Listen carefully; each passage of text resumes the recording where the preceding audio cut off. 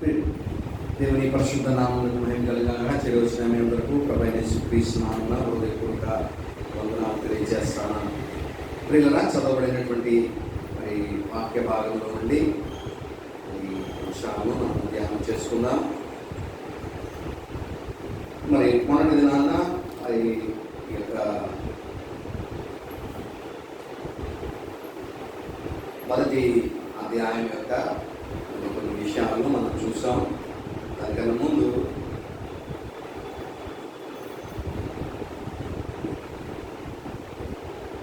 మరి అవుట్లైన్ ఒకసారి చూసి మనం ముందుకు వెళ్దాం. మొదటి 11 వచనాలు కూడా 11 అధ్యాయాలు కూడా మరి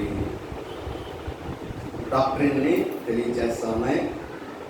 తర్వాత 12వ అధ్యాయం నుండి శివరాత్రి వరకు మరి విధులు లేదా మన యొక్క బాధ్యత, కర్తవ్యం ఏంటి అనేటువంటిది ఇన్స్ట్రక్షన్స్ అనేవి మనకి ఇవ్వబడతా ఉన్నాయి. మరి ఇంకొక 5 మనం చూడగలిగితే మొదటి భాగంలో 18 నుండి 3:20 వరకు పాపముల గురించినటువంటి సిద్ధాంతం, తర్వాత నీతిమంతులుగా మనం ఎలా తీర్చబడతాం అనేది 3:21 నుండి 5:20 వరకు, పవిత్రీకరణ ఎలాగ మనము శాంటిఫై చేయబడతాం అనేది మనం చూస్తూ ఉన్నాం.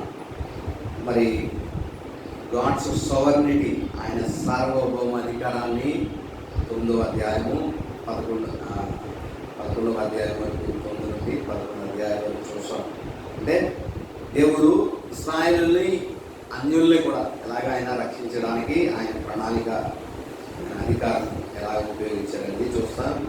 తర్వాత చివరి భాగము మరి పరిచర్య అదే సేవా విధానం, అంటే మనం చేసేటువంటి సేవా విధానం గవర్నమెంట్ కానీ, లోకంలో కానీ, సంఘంలో కానీ ఏ విధమైన సేవ చేయాలనేటువంటిది మనం చూస్తాం. మరి ఇదే భాగంలో మళ్ళా ఇంకొక విషయంలో మనం దీన్ని చూడగలిగితే ఈ గ్రంథాన్ని, ఈ పత్రికను మరి పాపాన్ని ఖండించట్లో దేవుని యొక్క పరిశుద్ధత ఏంటనేటువంటిది మొదటి భాగంలో మనం చూస్తాం. పాపులను నీతిమంతులుగా తీర్చడంలో దేవుని యొక్క మరి కృపా దయ ఎలా ఉన్నది అనేటువంటిది 2వ భాగంలో మనం చూస్తాం. విశ్వాసులను పరిశుద్ధుల పరచడంలో దేవుని యొక్క శక్తిని మనం చూస్తాం.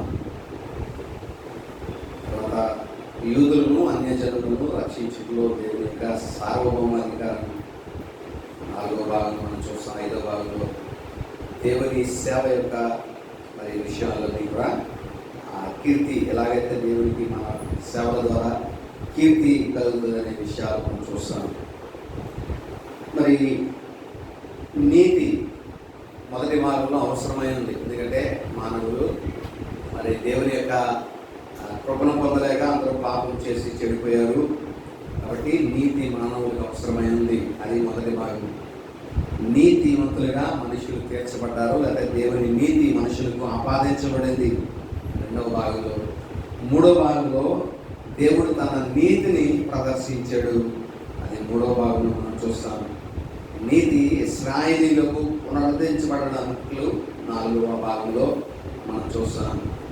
నీతిని అనుసరింపబడి మనం చేసే క్రియలు 5వ భాగంలో మనం చూస్తాం. క్రియలు ఈ విశ్వాసము ద్వారా జీవితము, మొదటి 4 భాగాలు కూడా విశ్వాసం ద్వారా మన జీవితము, విశ్వాసం ద్వారా మన జీవితము ఆధారపడి ఉంది, అది సాగుతుంది అనేది మనం చూస్తాం. తర్వాత విశ్వాసం ద్వారా సేవ చేయడం అనేటువంటిది 5వ భాగంలో మనం చూస్తాం. పిల్లలు మొదటి 4 భాగాలు సిద్ధాంతము, 5వ భాగము విధులు. ఇవి మనం చూస్తా ఉన్నాం పిల్లలు. మరి మొన్నటి దినాన మనం చూసాం అపోస్తలుడు అనేటువంటి మాటకు అర్థం, దాసుడు అనేటువంటి మాటకు అర్థం మనం చూసాం. అపోస్తలుడు అనగా పిలువబడిన వాడు లేదా పంపబడినటువంటి వాడు అనేటువంటిది దేవుణ్ణి మరి కళ్ళారా చూసినటువంటి వాడు అనే విషయాలను మనం చూడగలిగాం. అపోస్తలుగా ఉండడానికి మరి పౌలు పిలువబడినటువంటి విధానాన్ని మనం చూసాం. తల్లి గర్భంలోనే ఆయన కోల్పోయి ఉన్నాడు అనే విషయాన్ని కూడా మనం చూసాం పిల్లలు. తర్వాత ఈయన పిలువబడినటువంటి వాడు, మరి దేవుడు ఆయన్ను సేవ కొరకు ప్రత్యేకంగా పిలుచుకున్నటువంటి ఆయన పిలుపును కూడా మనం పోయిన దానిలో మనం చూసాం. ఈరోజు మనకి కొంత ముందుకు మనం సాగుదాం పిల్లరా. ఎందుకొరకు ఈయన అపోస్తులుగా ఉండడానికి పిలువబడ్డాడు అనేది మనం చూస్తే మొదటి 2వ వచనము మొదటి భాగంలో దేవుని సువార్త నిమిత్తము ఇతను ఏం చేయబడ్డాడంట? దేవుని సువార్త నిమిత్తము ప్రత్యేకింపబడిన వాడనైన సౌలు అని నేను. కాబట్టి పిల్లరా, సువార్త నిమిత్తము, దేవుని సువార్త నిమిత్తము ప్రత్యేకింపబడ్డాడు అనే విషయాన్ని మనం చూస్తా ఉన్నాం. అసలు దేవుని సువార్త అంటే ఏంటనేది మనము నేర్చుకోవాలి పిల్లరా. దేవుని సువార్త అంటే ఏంటనేది మనం తెలుసుకోవాలి. ఈ గ్రంథంలో లేదా క్రొత్త నిబంధనలో సాధారణంగా దేవుని సువార్త అన్నప్పుడల్లా అంటే దానికి పర్యాయ పదాలుగా ఈ పదాలు వాడబడ్డాయి. గాడ్స్ గాస్పల్ అని మనం ఆ సువార్త ఉద్దేశము వచ్చినప్పుడల్లా ఈ పదాలను మనం చూడగలుగుతా ఉన్నాం. మత్తయి సువార్త 4వ అధ్యాయము 23వ వచనంలో మనం చూసినప్పుడు దేవుని రాజ్యమును గురించిన సువార్త అని ఇక్కడ రాయబడి ఉన్నది. మరి వీటన్నిటినీ మనం క్రోడీకరించి చూస్తే అదే వాటి యొక్క అర్థాలను మనం చూడగలిగితే దేవుని సువార్త ఏంటనేది మనకు అర్థమవుతుంది పిల్లలు. మొదటిసారి ప్రస్తావన దేవుని సువార్త అనేటువంటిది ఆయన అరణ్యములో నుండి వచ్చిన తర్వాత దేవుని సువార్తను ప్రకటించడం ప్రారంభించారు. ఆయన శోధింపబడడానికి అరణ్యము వెళ్ళి నుంచి తర్వాత నుండి ఈ యొక్క సువార్తను ప్రకటించడం మనం చూస్తాం. దేవుని మత్తయి 4:3 ప్రకారము ఇది దేవుని రాజ్యమును గురించిన సువార్త. దేవుని సువార్త అంటే ఇంకొక పర్యాయ పదం ఏంటంటే దేవుని రాజ్యమును గురించిన సువార్త. దేవుని రాజ్యం అంటే దాన్ని కింగ్డమ్ ఆఫ్ గాడ్ అనేటువంటిది వాడబడ్డారు. అంటే దేవునికి ఒక రాజ్యం ఉంది. ఆయన ప్రశ్నించినప్పుడు, పిలాతు ప్రశ్నించినప్పుడు నీవు రాజ్యం అంటే ఆయన ఇచ్చిన సమాధానము, అవును నేను రాజునే, నా రాజ్యము ఇహపరమైనది, భూ సంబంధమైనది కాదు, పర సంబంధమైనది. దేవునికి రాజ్యము ఉన్నది అనే విషయాన్ని మనం జ్ఞాపకం చేసుకోవాలి. అందుకనే ఆ దొంగ కూడా మరి ఆఖరి క్షణాల్లో దేవుణ్ణి వేడుకుంటాడు. ఏమనంటే, యేసు నీవు నీ రాజ్యంలో వచ్చినప్పుడు నన్ను జ్ఞాపకం చేసుకో. అంటే ఆయనకి ఒక రాజ్యం ఉంది, రాజ్యాన్ని ఆయన పరిపాలన చేయబోతా ఉన్నాడు. ఆ రాజ్యమును మరి ఆ రాజ్యములో నీవు నేను ఉండాలనేటువంటిది ఆశ మనం కలిగి ఉండాలి. అలాంటి ఆశ దొంగ కలిగి ఉన్నాడు. కాబట్టి దొంగ రక్షింపబడి ఉన్నాడు పిల్లలు. తర్వాత మార్కు సువార్త 1వ అధ్యాయం 1వ వచనాన్ని మనం చూసినప్పుడు ఆ సువార్త ఈ విధంగా ప్రారంభింపబడింది. ఏంటంటే దేవుని కుమారుడైన యేసుక్రీస్తు సువార్త ప్రారంభము. గాడ్స్ గాస్పల్ అనడానికి మరొక అర్థం ఏంటంటే ఇది దేవుడి కుమారుడైన క్రీస్తు ప్రభు యొక్క సువార్త. యేసుక్రీస్తు ప్రభు వారి యొక్క వార్త. ఆయన జననము, ఆయన జీవితము, ఆయన మరణము, ఆయన పునరుద్ధానము, ఆయన ఆరోహణము, ఆయన తిరిగి మరలా రావడము, రాజ్యము చేయడము. ఇదే ఇట్స్ కన్సర్నింగ్ హిస్ సన్. ఆయన కుమారుని గురించినటువంటి వార్త అనేటువంటిది మనం గమనించాలి ప్రియులారా. దీన్నే మరి దీని అంతటికి సువార్త అంతటికి కేంద్రం ఏంటంటే క్రీస్తే కేంద్ర బిందువు అయి ఉన్నాడు. అంటే ఇప్పటి కాలంలో సువార్తను మనం చూస్తే మరి ఎలాగా తయారైందంటే మా ప్రభుని నమ్ముకోండి, మీకు ఏది అనుకుంటుంది ప్రభు చేస్తాడు, మీరు ఎలాగా అప్పుల్లో ఉన్నారా, లేకపోతే ఏదైనా మీకు ఏమేమి సమస్యలు ఉన్నాయి, దేవుడు ఆ సమస్యలు తీర్చుతాడు, అదే మగబిడ్డను మీకు అనుగ్రహిస్తాడు, దేవుడిని నమ్ముకోండి. ఇలాగా వారి అవసరతలు ఏమైతే ఉన్నాయో అవసరతల కొరకు మరి దేవుడిని ప్రకటించడం అనేది మనం చూస్తూ ఉన్నాం ప్రియులు. అది కాదు సువార్త అంటే. సువార్త అంటే ఇది కేవలము క్రీస్తు ప్రభు అనేక గురించిన వార్త, క్రీస్తు ప్రభును గురించిన వార్త. ఆయన మరి జననము, ఆయన జీవితము, ఆయన మరణము, ఆయన పునరుద్ధానము, ఆయన ఆరోపణము, ఆయన మళ్ళా రెండవ రాకడ తిరిగి వచ్చి మళ్ళా తన బిడ్డలను మరి ఆయనతో పాటు తీసుకుని వెళ్ళిపోయినటువంటి ఆ విధానమే, క్రీస్తుని గురించిన సత్యమే సువార్తగా మనం చూస్తూ ఉన్నాం. అదే మార్కు సువార్తలో 1:15 కూడా మనం చూసినప్పుడు దీన్ని ఎలాగ రాయబడిందంటే దేవుని సువార్త అనేటువంటి మాట వాడబడింది. అనగా the gospel of God which originates from God, అంటే దేవుని నుండి ఉద్భవించింది ఇది అనేటువంటి విషయాన్ని మనం గమనించాలి. చాలా పర్యాయములు ఆ గాస్పెల్ అనేటువంటి విధానంలో క్రీస్తు ప్రాధాన్యత ఎంత ఉందో దేవుని యొక్క మరి క్రియ కూడా అంతే ఉన్నట్లుగా మనం చూస్తాం. ఎవరు పంపించారు క్రీస్తు ప్రభువుని ఈ లోకంలోనికి అన్నప్పుడు యోహాను 3:16 మనం చూస్తే దేవుడు లోకాన్ని ఎంతో ప్రేమించాడు కాగా తన అద్వితీయ కుమారునిగా ఆయన క్రీస్తు ప్రభు వారిని ఈ లోకానికి ఎవరు పంపించారంట? దేవుడు, లేదా తండ్రి అయిన దేవుడు పంపించాడు. క్రీస్తు జననము, మరణము, లేదా పునరుద్ధానము, ఆరోహణము ఇవన్నీ ఎలాగో దేవుని యొక్క పాత్ర, తండ్రి అయిన పాత్ర కూడా ఇందులో ఉంది.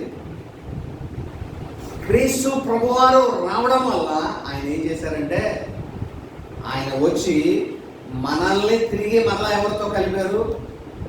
తండ్రితో సమాధానపరిచారు. ఆయన మధ్యవర్తిగా లోకానికి వచ్చి తండ్రితో మనకున్నటువంటి సంబంధము ఏదైనా మనలో ఎక్కడైతే తెగిపోయిందో మరలా సంబంధాన్ని దేవుడు కలిపినట్లుగా, క్రీస్తు ద్వారా కలిపినట్లుగా మనం చూస్తా ఉన్నట్లుగా.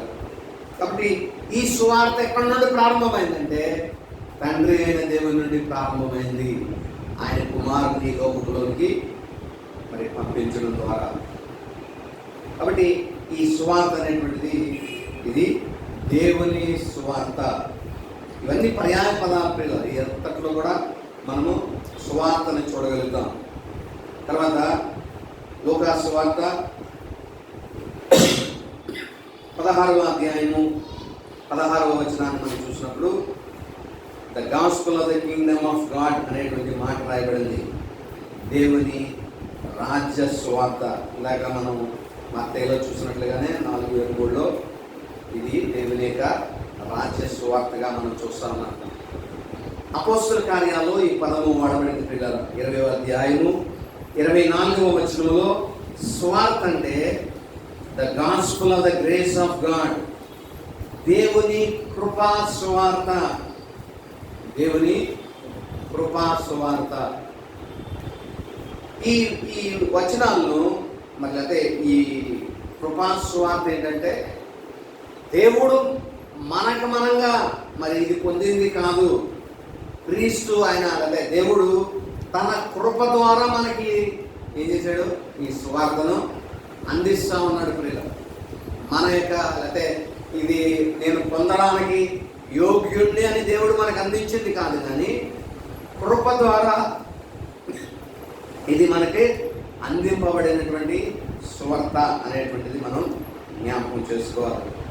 రోమా 1:10లో మనం చూస్తే ఇదే అధ్యాయంలో 10వ వచనంలో కూడా మనం చూస్తే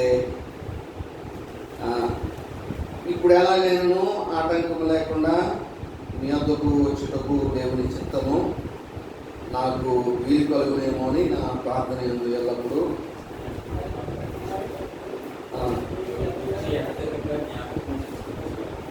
ఆఖరి భాగాన్ని మనం చూస్తే ఇందుకు ఆయన కుమారుని స్వార్థ విషయమై నేను మా ఆత్మ యందు సేవించుచున్న దేవుడే నాకు సాక్షి. ఆయన కుమారుని సువార్త విషయమై. ఈ సువార్త అంటే ఏంటంటే ఆయన కుమారుని గురించిన వార్త. ఆయన అనగా తండ్రి అయిన దేవుడు తన కుమారుడు అయిన యేసు క్రీస్తు ప్రభువును గురించిన వార్త అనేటువంటిది మనం ఇక్కడ చూడగలుగుతా ఉన్నాం. ఇంకా 2 కొరింథీ 4:4 మనం చూసినట్లయితే క్రీస్తు మహిమను కనపరచు సువార్త అనేటువంటిది ఈ పదం ఇక్కడ వాడబడింది. The gospel of the glory of Christ. దేవుని యొక్క మహిమను లేదా క్రీస్తు యొక్క మహిమను కనపరిచేటువంటి వార్త ఇది.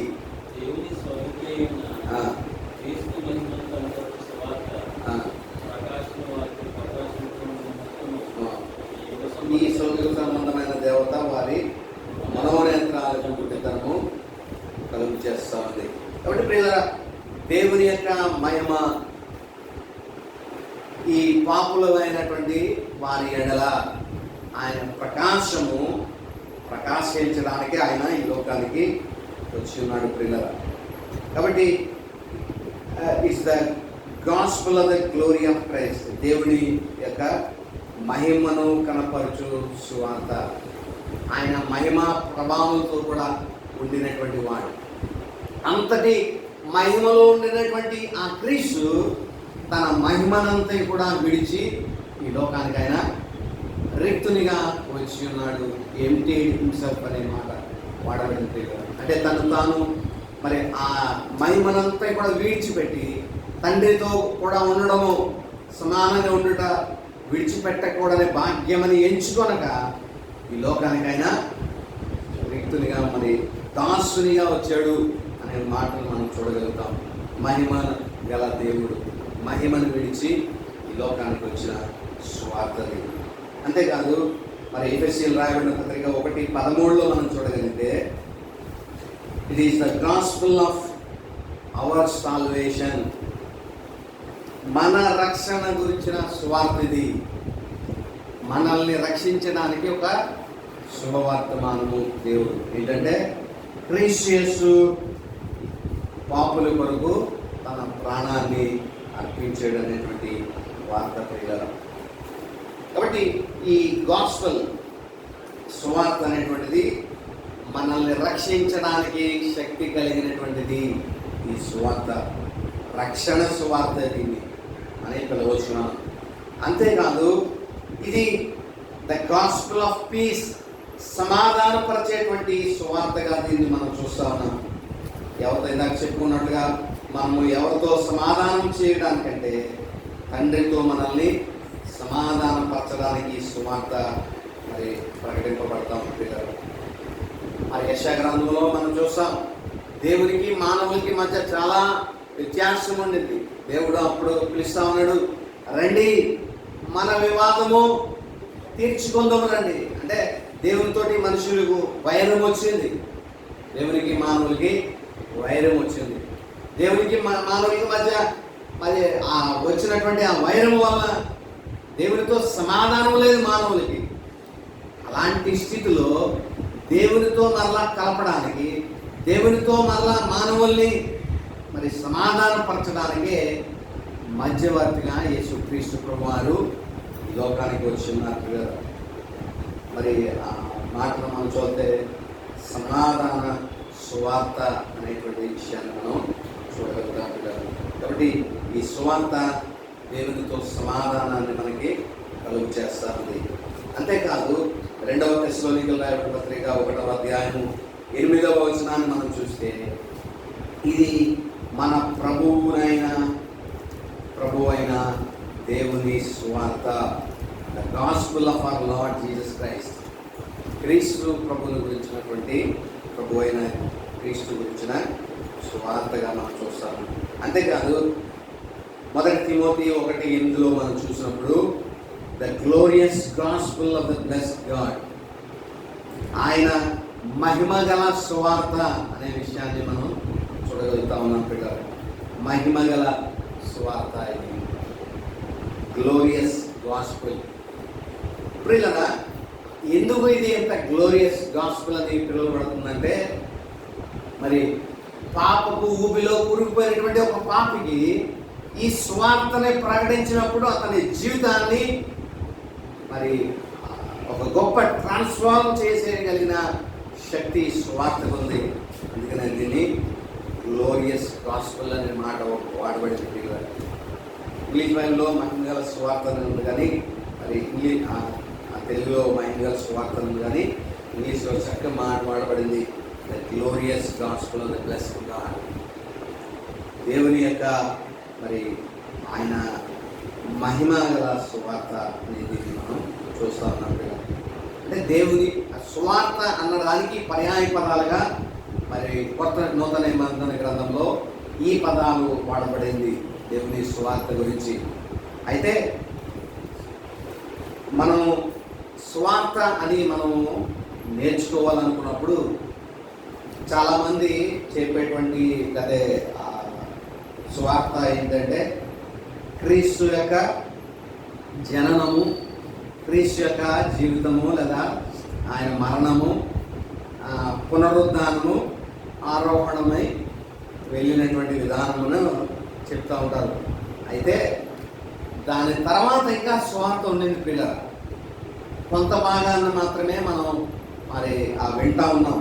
కానీ సంపూర్ణమైనటువంటి సువార్త మనము తెలియాలంటే క్రీస్తు ప్రభువారు ఆరోహణం అయిపోయిన తర్వాత ఆయన తండ్రి కుడి పార్శ్వమందు ఆయన ఆసీనుడై ఉన్నారు, రాజుగా ఆసీనుడై ఉన్నారు. రెండవ కీర్తనలో అదే, రెండవ కీర్తన మనం చూసాం. వారు అభిషక్తుణ్ణి చంపివేశారు, కానీ సర్వోన్నతుడైనటువంటి దేవుడు ఆకాశం నుండి ఆయన నవ్వుతూ ఇదే మీరు చేయగలిగిందా అని చెప్పి ఆయన కుమారుణ్ణి ఆయన కింగ్గా ఇన్స్టాల్ చేశాడు, రాజుగా ఇన్స్టాల్ చేశాడు. ఇప్పుడు ఆయనకి రాజుగా చేసినప్పుడు ఆయనకు ఒక రాజ్యం కావాలి. ఆయన రాజ్యం ఏంటంటే మానవులమైన మనలందరినీ కూడా ఆయన స్వాస్యం చేస్తున్నాడు. అందుకనే అక్కడ మాట్లాడబడింది రాజుకి ఏం కావాలంటే ఒక దేశం కావాలి, ల్యాండ్ కావాలి, తర్వాత ఏం కావాలంటే ఏలడానికి మనుషులు కావాలి. ఒక దేశమునికి రాజు అంటే ఆ రాజు ఏ దేశానికి అంటాం అంటే ఏదో ఒక దేశానికి ఆయన రాజు అయి ఉంటాడు, తర్వాత ప్రజలకు రాజు అయి ఉంటాడు.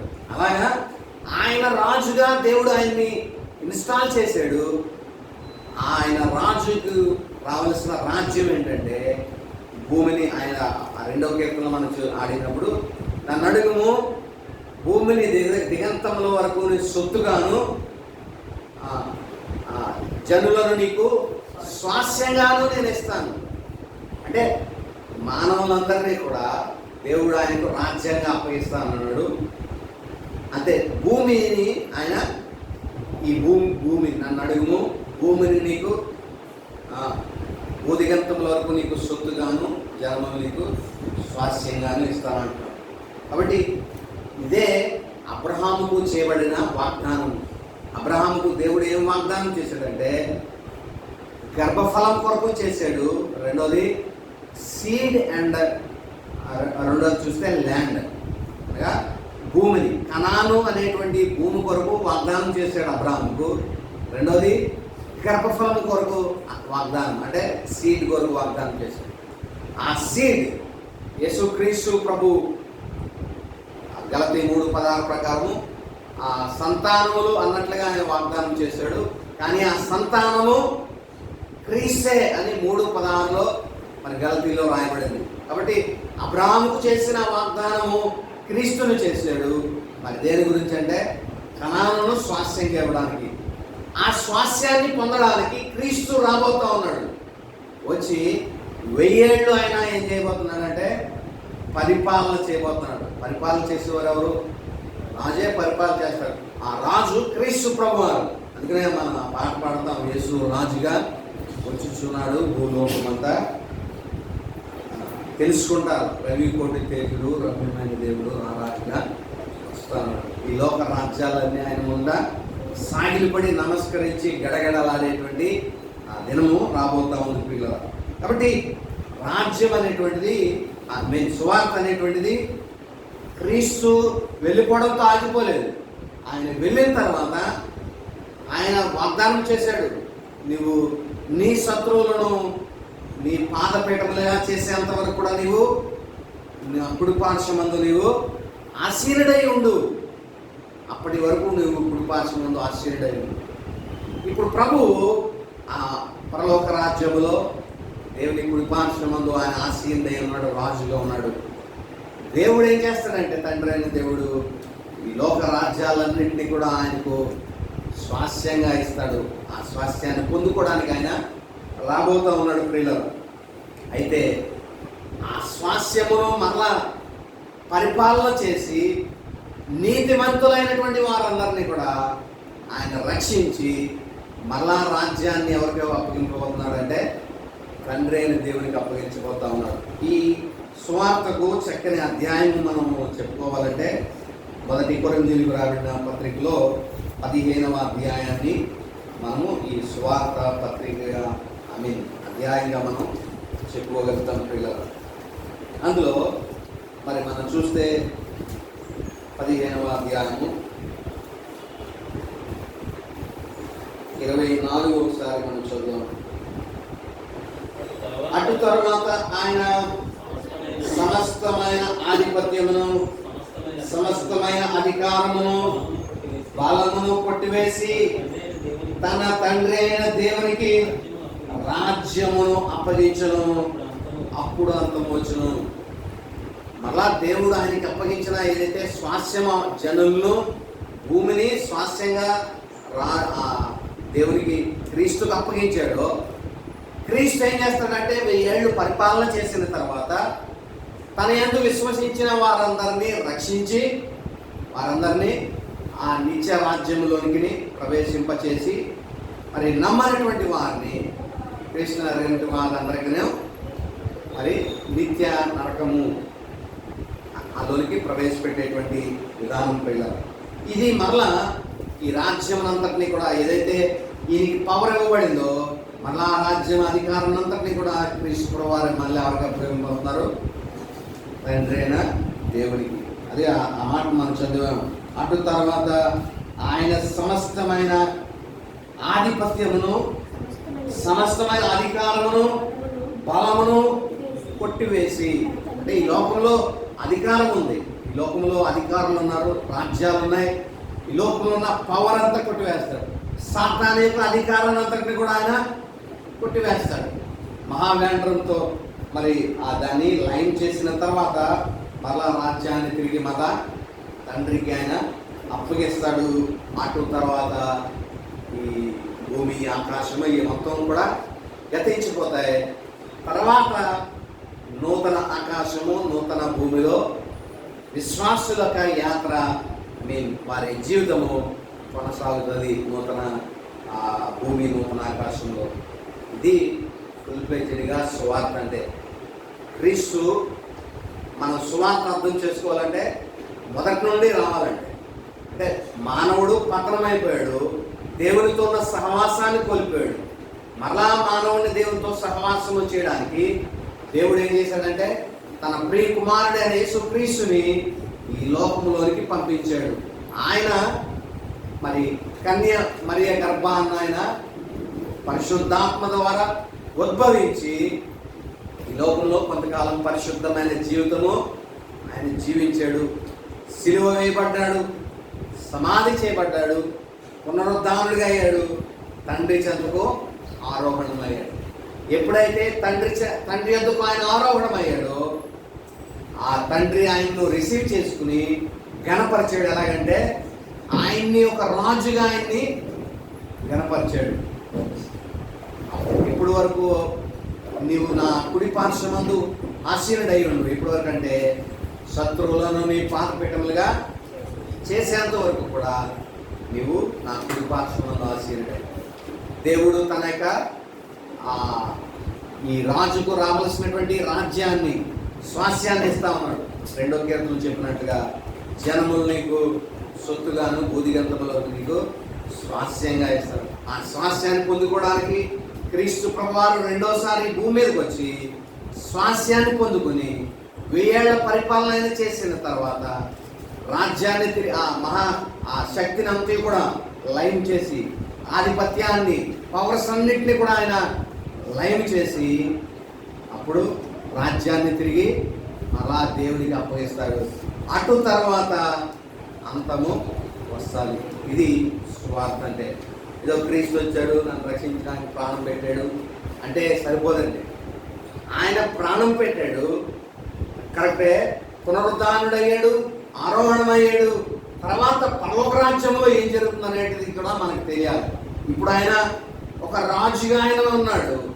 ఆయన రాజు అయినటువంటి దేవుడు క్రీస్తు ప్రభువారు తన రాజ్యాన్ని పొందుకోవడానికి, తన స్వాస్యాన్ని పొందుకోవడానికి, ఎందుకంటే హెబ్రీ పత్రికలో మనం చూసినప్పుడు మొదటి అధ్యాయంలో ఆయన వారసుడు అని మనం చూసాం. వారసుడిగా దేవుని ఆ వారసత్వాన్ని పొందుకోవడానికి ఆయన మళ్ళా భూమి మీదకి వస్తాడు. వచ్చి తన రాజ్యమును ఈ లోకంలో స్థాపిస్తాడు. 1000 ఏళ్ల పరిపాలన అంటాం.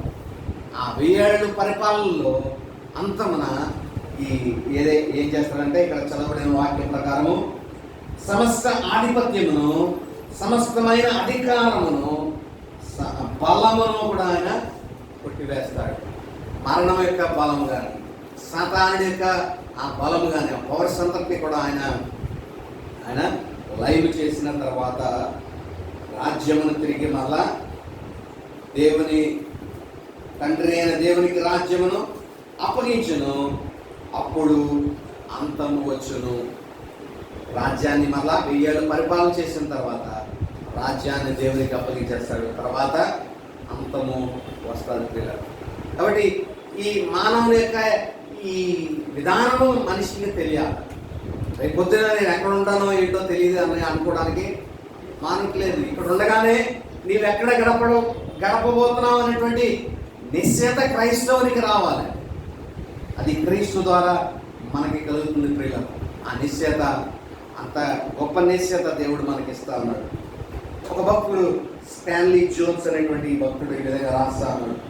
సువార్త ఈ విధంగా మరి చెప్పబడుతున్నప్పుడు సువార్తను ఈ విధంగా క్రోడీకరించాడు. ఏంటంటే religions are man's search for God. భూలోకంలో ఉన్న మతాలన్నీ కూడా దాని యొక్క విధానం చూస్తే దేవుణ్ణి కనుగొనడానికి, దేవుణ్ణి వెతకడానికే మనుషులు పడే ప్రయత్నం అంతా కూడా దాన్ని ఏం పేరు పెట్టారంటే రిలీజియన్ అన్నారు. మతం అంటే ఏంటంటే దేవుణ్ణి ఎలా కనుగోగలము అని చెప్తాది మతం. కానీ మతాలు అనేకమైనవి ఉండొచ్చు. ఆయన ఇంకా మాట్లాడుతూ the gospel is God search for man. స్వార్థ అంటే ఏంటంటే దేవుడు మానవుణ్ణి వెతకడం. మతం అంటే మానవుడు దేవుణ్ణి వెతకడం. ఎలాగ దేవుణ్ణి కనుగోగలుగుతాం, ఎలాగ దేవుణ్ణి మనం చేరుకోగలుగుతాం అనేటువంటిదే మతం బోధిస్తూ ఉంటుంది. మతం అంటే మ్యాన్స్ సర్చ్ ఫర్ గాడ్. మానవుడు దేవుణ్ణి వెతకడం. కానీ మానవుడు కాదు దేవుణ్ణి వెతికేది, దేవుడే మానవుడిని వెతుక్కుంటూ వచ్చాడు. చూడండి, ఏదైనా వనములో ఆదాము అవ్వలు పాపము చేసిన తర్వాత వారు దిగంబరులమని జ్ఞాపకం చేసుకుని వారు ఏం చేశారంట, పొదల్లో వారు దాక్కున్నారు, ఆకులు తప్పుకున్నారు. దేవుడు వారిని ఏం చేశాడంటే కనుగొని వచ్చాడు. ఆదామా నీవెక్కడా అని. భక్తుడు అంటాడు, మొట్టమొదటి మిషనరీ ఎవరంటే దేవుడే. అంటే మిషనరీ అనే మాటకు అర్థం ఏంటంటే అంటే పంపబడిన వాడు, లేకపోతే నశించిన దాన్ని వెతికేటువంటి వాడు, అది మిషన్ అన్నమాట. కాబట్టి అలాగే నశించినటువంటి మానవులను వెతకడానికి వచ్చినటువంటి మొట్టమొదటి మిషనరీగా దేవుడే ఈ లోకానికి వచ్చాడు. ఏదైనా మనలో తప్పిపోయినటువంటి మానవులను వెతుక్కుండా వచ్చాడు. కాబట్టి ఆ మతమేమో దేవుణ్ణి కనుగొనడానికి ప్రయాసపడతా ఉంది. కానీ మీరు ఎన్నడూ మతాల ద్వారా నన్ను కనుగొనలేరు అని దేవుడు ఏం చేశాడంటే మానవుని కనుగొనడానికి వచ్చాడు. అదే స్వార్థ. నశించిపోయినటువంటి మానవుని వెతకి రక్షించడానికి క్రీస్తు ప్రభుగా ఈ లోకానికి దేవుడు వచ్చి ఉన్నాడు పిల్లలు. There are many religions. చాలా మతాలు ఉన్నాయి. దేవుని కనుగొనడానికి ఈ మార్గం వెళ్తే దేవుడు దొరుకుతాడు, ఇలా చేస్తే దేవుని సన్నిధికి వెళ్తాం, ఇలా చేయగలిగితే సాక్షాత్తు ఆయన ప్రత్యక్షం అవుతాడు, ఇలా చేయగలిగితే ఆయన రొమ్ములుగా మనం వెళ్ళిపోతాం, ఆయన లోనికి లీనమైపోతామని రకరకాల మానవుల యొక్క విధానాలు, మానవుల యొక్క పద్ధతులు మతాలుగా ఈ లోకానికి వచ్చినాయి. కానీ ఏ మతాన్ని కూడా దేవుని యొక్కకు సరైనటువంటి మార్గం లేకపోయింది. ఒక్క మార్గము, ఆయన ఈ లోకానికి తెచ్చినటువంటి మార్గము. There are many religions but only gospel. ఒకే ఒక్క మరి సువార్త ఏంటంటే మానవుడి ద్వారా ఎప్పుడు దేవుని దగ్గరికి వెళ్ళాడు, దేవుడే మానవుడి దగ్గరికి వచ్చాడు. మనం వెళ్ళలేమండి దేవుని దగ్గరికి. మానవుడు ఎంత మాత్రము దేవుని నీతిని అందుకోలేడు, దేవుని స్థాయిని, దేవుని పరిశుద్ధతను మానవుడు ఎన్నడూ కూడా అందుకోలేడు. కాబట్టి దేవుడు తానే ఈ లోకంలోకి వచ్చి తన స్థాయికి తీసుకువెళ్ళడానికి మానవుడిని, దేవుడు ఆ మానవుడిగా ఈ లోకానికి వచ్చి మానవుడు తన స్థాయికు తీసుకుని వెళ్ళిపోయాడు. ఆ స్టాండర్డ్ని తగ్గించలేదు. మానవుడు ఆ స్థాయిని అందుకోలేకపోతున్నాడని స్థాయిని తగ్గించలేదు. మానవునికి కృపనిచ్చి మానవుని ఆ స్థాయికు దేవుడు తీసుకుని వెళ్ళాడు. స్వార్థానిగా ఇది మానవుల యొక్క మరి వెతుకులాట కాదు. అందుకనే ఈ మాట religions of man search for God. Religions అన్ని చేసి ఏంటంటే ఏ దారిని వెళ్తే దేవుణ్ణి కనుగొనగలుగుతామని రకరకాల కొత్త పద్ధతులు, కొత్త ఆచారాలను తీసుకొస్తా ఉంది మతము. ఏ ఆచారం ద్వారా, ఏ పద్ధతి ద్వారా మానవుడు దేవుణ్ణి కనుగొనలేడు. ఒకే ఒక దేవుని దగ్గర ఉన్నది ఏంటంటే ఆయనే మానవుల్ని వెతుక్కుని వచ్చాడు. మానవులు ఆయన్ని చేరుకోలేని సందర్భాన. కాబట్టి అది సువార్త. రోమా 1:5 ప్రకారం ఈ విధంగా రాయబడతా ఉంది. క్రీస్తు యొక్క శ్రమలు మా యందు ఎలాగూ విస్తరించుచున్నాయో అలాగే క్రీస్తు ద్వారా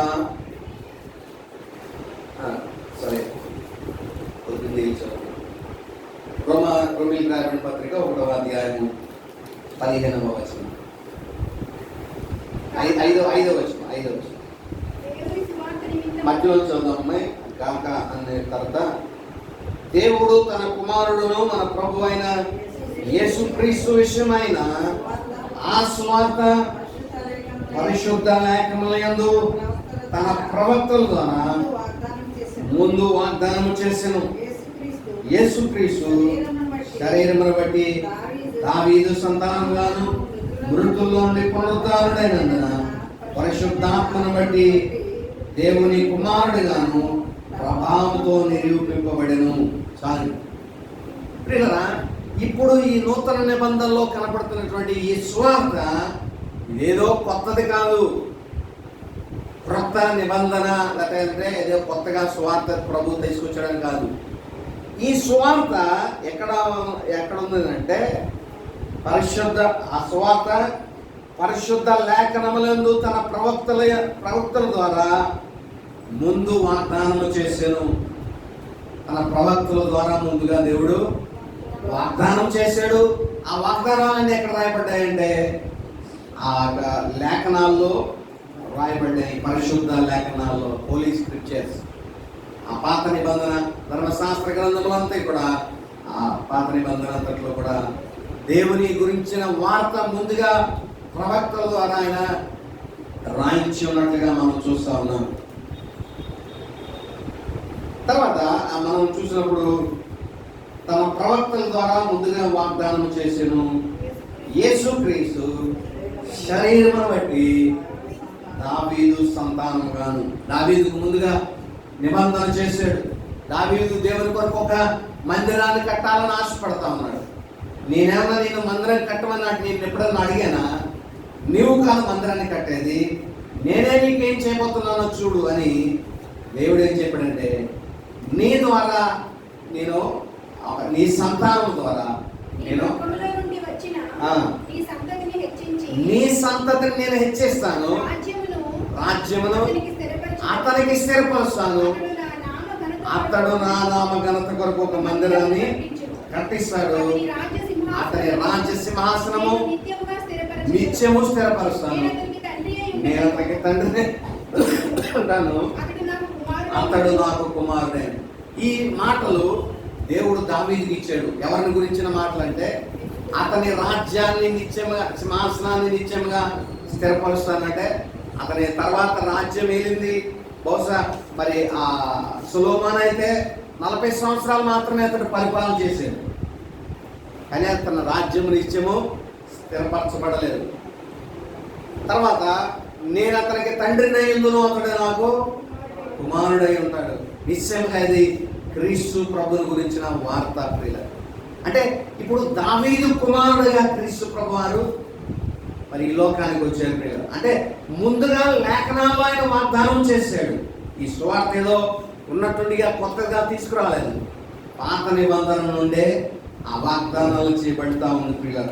ముందుగా వాగ్దానం చేసి దావీదు సంతానముగాను మృతుల్లో నుండి పునరుద్ధానుడైనందున పరిశుద్ధాత్మను బట్టి దేవుని కుమారుడుగాను ప్రభావముతో నిరూపింపబడను. ఆయన చనిపోయిన తర్వాత పునరుద్ధానుడిగా అయి మరి పరలోక దేవుని సన్నిధికి వెళ్ళినప్పుడు దేవుడు ఆయన రిసీవ్ చేసుకుంటున్నా అన్నాడు. అక్కడ 2వ కీర్తనలో వాడబడిన మాట అది. నేడు నేను నిన్ను కనియున్నాను అనేటువంటి ఆ మాట 2:7. నీవు నా కుమారుడు, నేడు నేను నిన్ను కనియున్నా అంటే అది భర్త అనే ఆ ఉద్దేశం కాదండి. అంటే దేవుడు కుమారుడిగా అంగీకరించబడడం, పరిశుద్ధాత్మ ద్వారా ఆయన తిరిగి ప్రభావంతో లేపబడడంతో దేవుడు ఆయన్ను, ఆ తండ్రి ఆయన దేవుడు ఆయన్ను కుమారుడిగా అంగీకరించి, నీవు నా సింహాసనమందు ఆసీనుడవు, ఎప్పటి వరకు? నీ శత్రువులను నీ పాదపీఠముగా చేసేంత వరకు నీవు సింహాసనం మీద ఆసీనుడయ్యుండు. కాబట్టి దావీదు కుమారుడిగా ముందుగా వాగ్దానం చేయబడ్డాడు. పునరుద్ధానుడిగా పరిశుద్ధాత్మ దేవుని కుమారుడిగా. దీనికి 2 తండ్రులని మనం చెప్పాలి.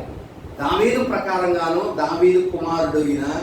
రెండవది దేవుని కుమారుడు, son of God and son of David. రెండు కూడా మానవరీత్యా ఆయన మరి సన్ ఆఫ్ డేవిడ్, దేవుని పరంగా ఆయన సన్ ఆఫ్ గాడ్. ఈ 2 టైటిల్స్ క్రీస్తు ప్రభు వారికి ఇవ్వబడ్డాయి పిల్లలు. ఇది పరిశుద్ధ లేఖనంలో ముందుగానే వాగ్దానం చేశాడు. ఇదేదో కొత్తగా తెచ్చిన కాన్సెప్ట్ కాదు. కాబట్టి ఈ పరిశుద్ధ ఈ వాక్యంలో మనం ఈ 1వ ఈ వాక్యంలో త్రిత్వాన్ని మనం చూస్తాం. ఎలాగంటే ఇది మరి దేవుడు ఏం చేస్తున్నాడంటే మనం చూసాం, దేవుడు తన కుమారుడును మన ప్రభు అయిన యేసుక్రీస్తు అన్నాడు. దేవుడు ఉన్నాడు, తండ్రి అయిన దేవుడు, ఆయన కుమారుడైన యేసుక్రీస్తు ఉన్నాడు. ఎవరి ప్రభావంతో లేచాడంటే పరిశుద్ధాత్మ ద్వారా ఆయన తిరిగి లేపబడ్డాడు అనేటువంటి విషయం. కాబట్టి దేవుడు తన కుమారుడైన క్రీస్తు పరిశుద్ధాత్మను బట్టి లేపబడ్డాడు. 3 వ్యక్తులను ఇందులో మనం చూడగలుగుతాం. త్రిత్వం. ఆయన సువార్త అంటే ఏదో క్రీస్తు ఒకటే కాదండి, తండ్రి అయిన దేవుని పాత్ర ఉంది. తండ్రి పంపించకుండా కుమారుడు రాలేడు. తండ్రి ఒక మిషన్ మీద ఆయన పంపించాడు, మెస్సియాగా ఆయన పంపించాడు ఈ లోకాన్ని. తండ్రి పాత్ర ఉంది. తండ్రికి ఆ అంతమున అయిన తర్వాత తిరిగి మరలా రాజ్యాన్ని ఎవరికి అప్పగిస్తున్నాడంటే కుమారుడు తండ్రి అయిన దేవునికి రాజ్యాన్ని అంతటిని కూడా అప్పగిస్తా ఉన్నాడు. కాబట్టి తండ్రి అయిన దేవుడు పంపించాడు, తిరిగి మరలా తండ్రికి ఆ రాజ్యాన్ని అప్పగిస్తున్నాడు. ఆమె మిషన్ అప్పటికి కంప్లీట్ అవుతుంది. కాబట్టి ఆ తండ్రి యొక్క పాత్ర ఉంది. కుమారుడైన దేవుని పాత్ర ఈ లోకానికి వచ్చి పరిశుద్ధంగా జీవించి శ్రమపడి మృతి నొంది పునరుద్ధానుడిగా లేచి పరమునకు ఆరోహణమయ్యాడు. ఆయన మరలా తన రాజ్యంతో రాబోతా ఉన్నాడు. మరలా రాజ్యాన్ని తండ్రికి అప్పగిస్తా ఉన్నాడు. ఇది కుమారుని యొక్క పాత్ర. మరి పరిశుద్ధాత్మ పాత్ర ఆయన మృతి అయినప్పుడు మృతుల నుండి పునరుద్ధానంగా తిరిగి లేపబడడానికి పరిశుద్ధాత్ముడు తన శక్తి చేత మృతతుల్యమైనటువంటి తన దేహాన్ని మహిమా శరీరంగా లేపడం వల్ల పరిశుద్ధాత్మ దేవుని యొక్క పాత్ర అక్కడ ఉంది. కాబట్టి ఒక పాపి రక్షింపబడడానికి త్రిత్వ దేవుడు పని చేస్తా ఉన్నారు. అందుకనే మనం చూసాం ఆది యందు క్రియేషన్లో కూడా దేవుడు మాట్లాడుతూ ఉన్నారు. త్రిత్వ దేవుడు ఏమంటే మనము మన పోలికలో నరుణ్ణి చేయదము అనేటువంటి మాట. మనము అన్నప్పుడు అక్కడ త్రిత్వం ఉంది. క్రియేషన్ దేవుడు మానవుడిని తయారు చేసినప్పుడు త్రిత్వం ఉంది. మానవుడు పతనమైనప్పుడు తిరిగి మరలా వాడిని రక్షించడానికి త్రిత్వ దేవుడు ఆయన పనిచేస్తూ ఉన్నాడు. అలాగా తండ్రి అయిన దేవుడు ప్రణాళిక రూపొందించి కుమారుని లోకానికి పంపిస్తున్నాడు. కుమారుడైన దేవుడు దాన్ని ఎగ్జిక్యూట్ చేస్తూ ఉన్నాడు. మధ్యలో పరిశుద్ధాత్మ దేవుని యొక్క పాత్ర ఉండింది. ఏంటంటే అందుకనే రోమాలోని ఇంకా మనం ముందుకు వెళ్తూ ఉన్నది ఏంటంటే దేవుడి యొక్క ప్రేమ మన హృదయాల్లో పరిశుద్ధాత్మ ద్వారా కుమ్మరింపబడతా ఉంది. మన హృదయాల్లో పరిశుద్ధాత్మ దేవుడే దేవుని ప్రేమను పెడుతున్నాడు. కాబట్టి దేవుని ప్రేమను మనం తెలుసుకోగలుగుతా ఉన్నాం. మనం మృతి పొందిన తర్వాత మరలా తిరిగి మనం పునరుద్ధారణలుగా మనం అవ్వాలంటే పరిశుద్ధాత్మ దేవుని యొక్క పాత్ర ఉండింది ప్రియులు. కాబట్టి ఈ త్రిత్వ విధానం మనం జ్ఞాపకం చేసుకోవాలి. Trinity at work. త్రిత్వ దేవుడు మానవుని రక్షించడానికి, మానవుని సృజించడానికి త్రిత్వ దేవుడు పనిచేశాడు. మానవుని పతనం తర్వాత త్రిత్వ దేవుడు మరలా పనిచేస్తున్నాడు మానవుని రక్షించడానికి. కాబట్టి ఈ త్రిత్వాన్ని మనం అర్థం చేసుకోవాలి పిల్లలు. తర్వాత ఈ ఒక మాట చూసి మనం ముగించుకున్నాం పిల్లలు. మొదటి అధ్యాయం రోమిలికి రాయబడిన పత్రిక మొదటి అధ్యాయం. అపోస్తులుగా ఉండుటకు పిలువబడిన వాడును దేవుని స్వార్థ నిమిత్తం. తెలిసింది కదా దేవుని స్వార్థ అంటే ఏంటో. ఆ స్వార్థ నిమిత్తము ప్రత్యేకింపబడిన వాడు. సెట్ అపార్ట్ అనేటువంటి మాట వాడబడింది పిల్లలు. హెబ్రీ భాషలో లేకపోతే అరామిక్లో ఫరిసీ అనేటువంటి మాట ఈ అర్థాన్ని ఇస్తూ ఉంది. సెట్ అపార్ట్ అనగా ప్రత్యేకింపబడిన వాడు. ఫరిసీలందరూ ఏమంటారంటే మేము మామూలు కన్నా మేము కొద్దిగా గ్రేట్, ఎందుకంటే మమ్మల్ని మేము ప్రత్యేకపరచుకున్నాము అనేటువంటి విధానంలో వారు తమ్మును తామే ప్రత్యేకపరచుకున్నారు. దేవుడు ప్రత్యేకపరచుకోలేదు, తమ్మును తామే ప్రత్యేకపరచుకున్నారు. చూడండి, ఈ లోకంలో కొంతమంది ప్రత్యేకపరచుకుంటారు. ఎలాగంటే ఇప్పుడు సపోజ్ హిందువుల్లో చూస్తే మాల వేసిన వాళ్ళు అని అనుకుంటారు. అది రక్మాల కానీ నలమాల ఏ మాలైనా ఆ 40 రోజులు తమ తాను మిగిలిన ప్రజల నుండి, వాళ్ళు తినే తిండుల నుండి, వాళ్ళు జీవించే జీవన శైలి నుండి వాళ్ళు ఏం చేస్తారంటే కొద్దిగా ప్రత్యేకింపబడిన వారుగా. అలాగే మరి క్రైస్తవంలో కూడా ఉంది. నా జీవి చేయబడినటువంటి వ్యక్తి, అతడు క్షవరం చేసుకోకూడదు, అయితే మలినమైనవి ముట్టుకోకూడదు, వారి తినే ఆహారం నియమాలు ఉన్నాయి. అలాగే బాప్తిస్మం ఇచ్చే యోహాను మానవుల నుండి తను తాను ప్రత్యేకపరచుకున్నటువంటి వాడిగా మనం చూస్తాం. ఏదో నిర్దిష్టమైన డైట్ ప్లాన్ తిని ఆ డైట్ అతను ఉండేది. అలాగా తాము ప్రత్యేకపరచుకున్నటువంటి వారు ఉన్నారు ఒక స్పెసిఫిక్ కాజ్ కొరకు. అయితే ఈ ఫరిసీలు అనేటువంటి వారు దేవుడేమో వాళ్ళని ప్రత్యేకపరచుకోలేదు. వీరికి వీళ్ళే మేము ప్రత్యేకపరచుకుంటాం, దేవునికి ఒక ప్రత్యేకమైన జనాంగం అన్నట్లుగా వీరు తాము ఒక ఫాల్స్ సెపరేషన్, తాముగా ప్రత్యేకపరచుకున్నారు. ఇది మానవుల యొక్క ప్రత్యేకపరచుకున్నటువంటి విధానం. కానీ దేవుడు ప్రత్యేకపరిచాడు ఎవరిని? పౌలుని. చూడండి, అక్కడ రాయబడినటువంటి మాటలో దేవుని స్వార్థ నిమిత్తము ప్రత్యేకింపబడిన వాడనై, దేవుని స్వార్థ నిమిత్తం ప్రత్యేకించాడు పౌలుని. చూడండి, పౌలు యొక్క జీవితాన్ని మనం చూస్తే మరి అతడు ముందు మనం చదివాం ఏంటంటే తల్లి గర్భమందే దేవుడు నన్ను ఎన్నుకున్నాడు అనేటువంటి మాట సౌలు గురించి విన్నప్పుడు, మరి తల్లి గర్భంలోనే సౌలు దేవుడు ఎన్నుకుంటే మరి ఎందుకు ఇతను మరి ఆ శ్రమపరచడం ఎందుకు? మరి చర్చిలో ఉన్నటువంటి వాళ్ళందరినీ కూడా సంఘాన్ని ఎందుకు హింసలు పెట్టడం, వారిని చంపాల్సినటువంటి విధానం ఎందుకు అని మనం ఆలోచన చేయాలి.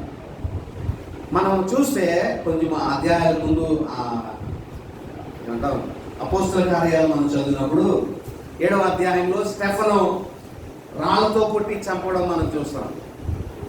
రాళ్ళతో స్టెఫన్ని చంపేటువంటి ఆ సిచ్యువేషన్లో అపోస్తలుడైనటువంటి పౌలు ఉన్నాడు. ఆయన పౌలుగా మార్చబడలేదు, కానీ సౌలుగా ఉన్నాడు ఆయన. చూడండి, అక్కడ అతని దగ్గర వస్త్రాలు పొదువుగా వస్త్రాలు ఇచ్చారంట. అతని వస్త్రాలు అతని పాదముల యొద్ద పెట్టినట్లుగా మనకు అక్కడ వాక్యం ఉంటుంది.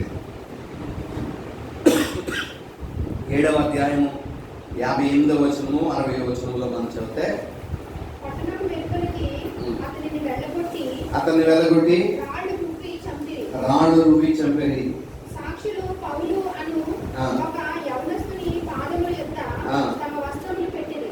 పౌలు అనే ఒక యవనస్తుని యొద్ద ఈ వస్త్రాలను పెట్టారంట. తర్వాత 60వ వచనంలో అతడు మోకాళ్ళుని ప్రభువా వారి మీద ఈ పాపము మోపకమని గొప్ప శబ్దముతో పలికెను. ఈ మాట పలికి నిద్రించెను. సౌలు అతని చావునకు సమ్మతించెను.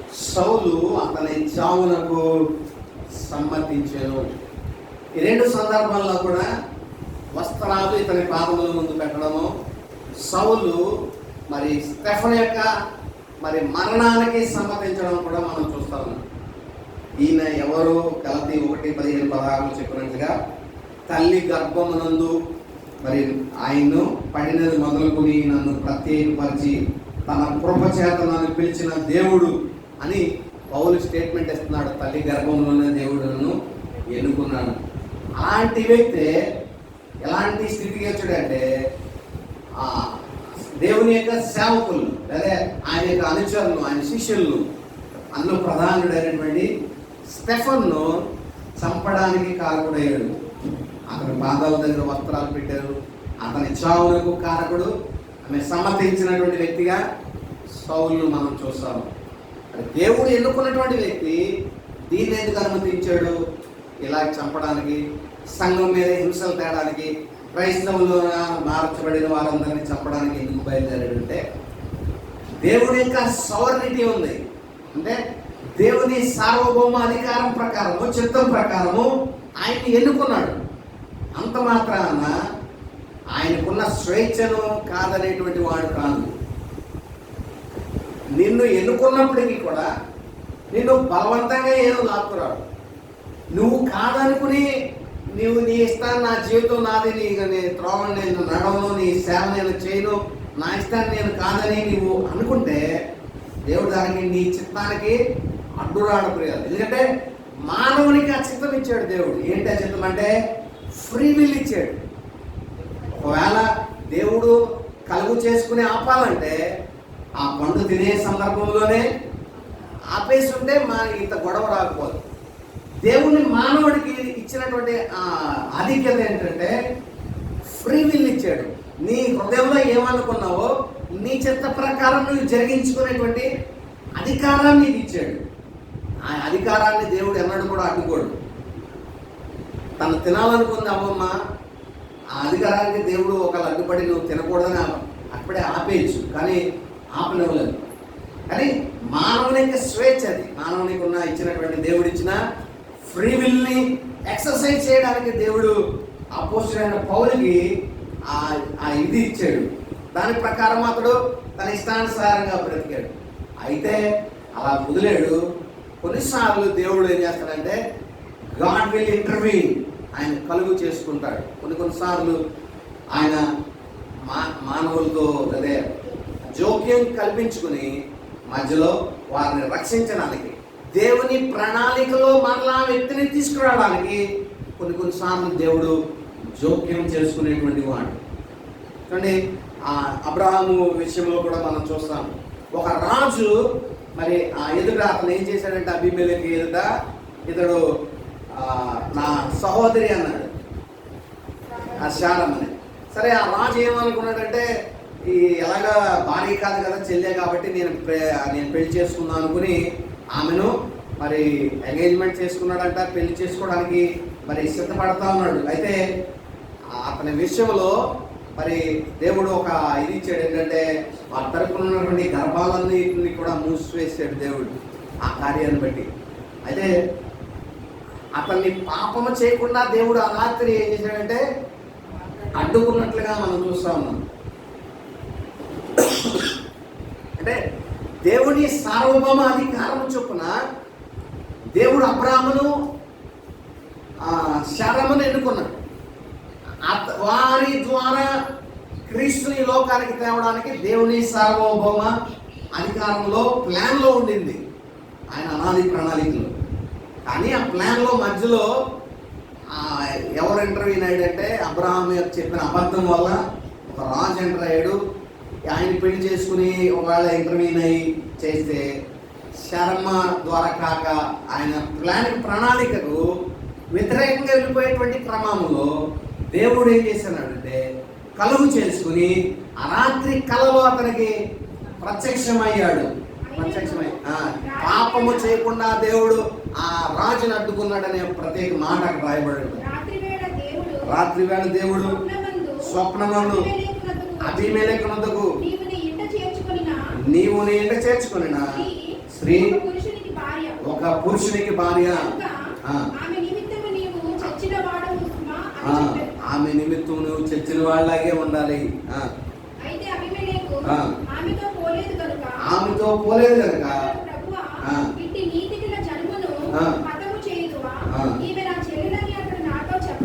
చెల్లెలని చెప్పినందుకే కదా నేను ఈమెను చేర్చుకున్నాను. ఆమె కూడా అన్నది, నేను చేతులతో ఏ దోషము చేయక యథార్థ హృదయంతో ఈ పని చేశాను. అవును, యథార్థ హృదయంతోనే నీవు చేసావు కాబట్టి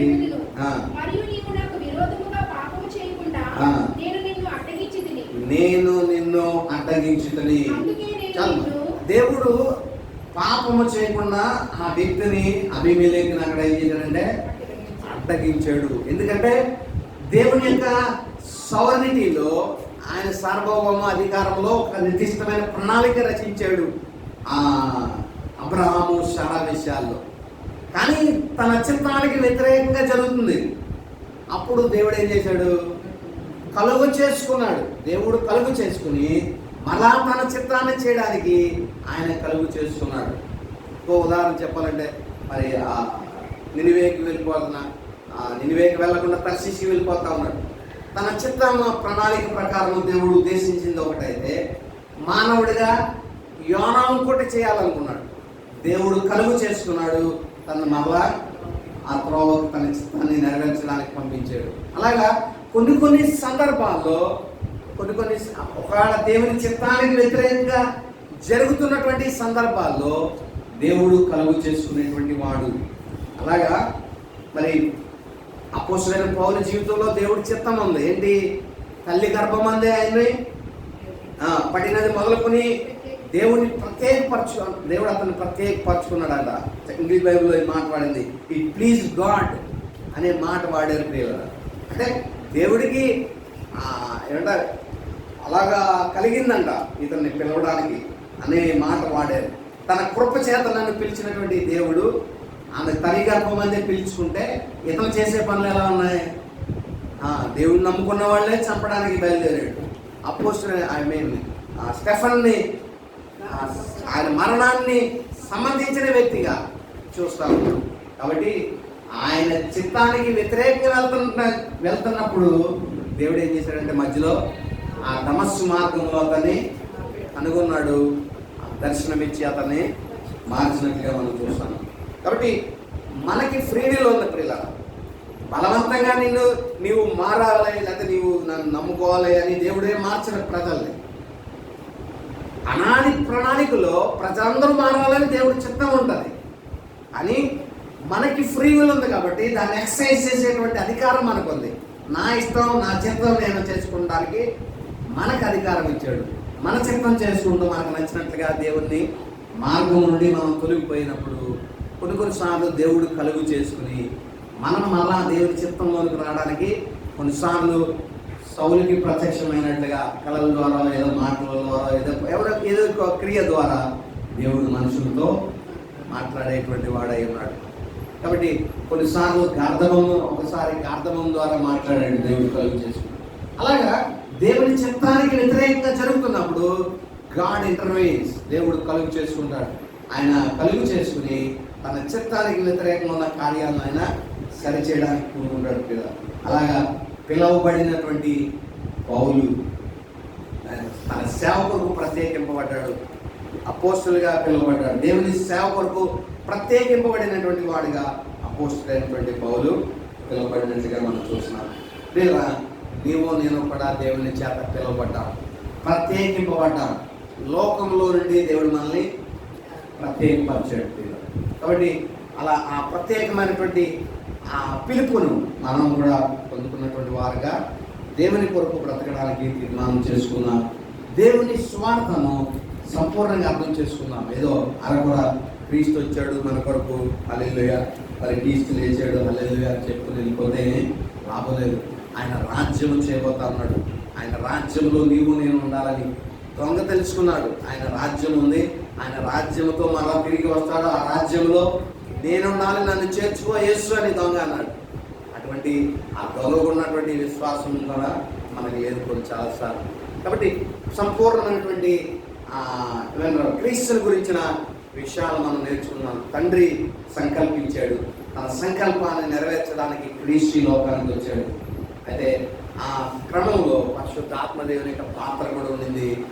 ఆయన చనిపోయినప్పుడు పునరుద్ధానంగా లేవడానికి పరిశుద్ధ ఆత్మశక్తి ద్వారా ఈ లోకానికి వచ్చాడు.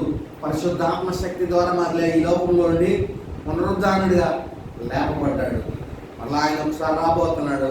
ఆయన వచ్చినప్పుడు ఆ విశ్వాసంతో ఆయన కొరకు కనిపెట్టుకుని వారిగా మనం ఉంటే మరి క్రీస్తుతో కూడా మనము ఆయనతో జీవించేటువంటి ఉన్నది. అలాగే చేయడానికి పరిశుద్ధ ఆత్మదేవుడు తన కృపను సహాయం మనకి అనుగ్రహించిన గాక చిన్న ప్రార్థన చేసుకున్న పిల్లలు. పరిశుద్ధుల మమ్మీగా ప్రేమించిన మా ప్రియతలు చెప్పబడిన వాక్య భాగంలో మీకు దీవించు. వాక్యానుసారంగా జీవించడానికి మీ కృపను మాకు అనుగ్రహించమని ప్రార్థిస్తా ఉన్నాను. 10 నిమిషాలు మీ వాక్యాన్ని అనాథని మీరు ధ్యానం చేయడానికి ఇచ్చిన కృప కొరకు స్తోత్రాలు. నిజమే సత్యాన్ని అనాథని సువార్తను మేము తెలుసుకొని సువార్తను నానా ప్రకారంగా మేము జీవించడానికి అది గాడ్స్ గ్లోరియస్ గాస్పుల్ అని glorious gospel of the blessed God అని నీ వాక్యమందు రాయించారు. నిజమే అది ప్రభావంతో కూడినటువంటి తల్లి సువార్త, రక్షించడానికి తల్లి యోగ్యమైన సువార్త, మహిమగల సువార్త, క్రీస్తుని గురించిన సువార్త, ఇలాగ అనేక విషయాలు సువార్త గురించి మేము తెలుసుకుని ఉన్నాం. మీ యొక్క స్వార్థను మేము సంపూర్ణంగా ఎరిగిన వారు దాన్ని ఎందుకు విశ్వసించి మీరు అతన్ని మా రాకడో లేకపోతే మీ రాకడో లేదా మా పాపడో అప్పటి వరకు విశ్వాసంలో స్థిరులుగా ఉండడానికి మీ అందరూ నిరీక్షణ కలిగి ఉంచడానికి గొప్పను అనుగ్రహించమని ఎత్తుబడిన వాక్యం మన ఫలింపచేయమని యేసుక్రీస్తు పరిశుద్ధ నామమున స్తుతించి ప్రార్థించి వేడుకొంచున్నాం తండ్రి.